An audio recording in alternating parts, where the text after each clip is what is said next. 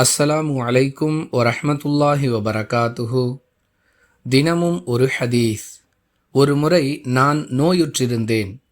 இது குறித்து ரசூலுல்லாஹி ஸல்லல்லாஹு அலைஹி வஸல்லம் அவர்களிடம் முறையிட்ட பொழுது, நீ வாகனத்தில் அமர்ந்து தவாப் செய்து கொள் என்று கூறினார்கள்.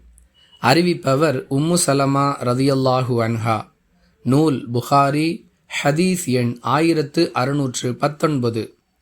அன்பிற்குரிய அல்லாஹுவின் நல்லடியார்களே, காபத்துல்லாவை தவாப் செய்யக்கூடிய உடல்நிலை ஒருவருக்கு இல்லை என்றால் அவர் வாகனத்தில் அமர்ந்தபடி தவாப் செய்து கொள்ளலாம் என்பதை இந்த ஹதீஸ் நமக்கு தெளிவுபடுத்துகிறது. நாம் இவ்வாறு வாகனத்தில் அமர்ந்து தவாப் செய்தால் அதை அல்லாஹ் ஏற்றுக்கொள்வானா, அதற்குரிய நன்மை நமக்கு முழுமையாக கிடைக்குமா என்றெல்லாம் நாம் யோசிக்க தேவையில்லை. அல்லாஹ் தன்னுடைய தூதர் மூலமாக நமக்கு அனுமதி வழங்கிய பிறகு நாம் அவ்வாறு செய்து கொள்வதற்கு மார்க்க ரீதியாக எந்த தடையும் இல்லை என்பதை இந்த ஹதீஸ் மிக தெளிவாக விளக்குகிறது. புரிந்து நடந்து கொள்வோம். வாஹிரு தாழ்வானா அனில் ஹம்துலில்லாஹி ரப்பில் ஆலமீன். அஸ்ஸலாமு அலைக்கும் வரஹ்மத்துல்லாஹி வபரகாத்துஹு.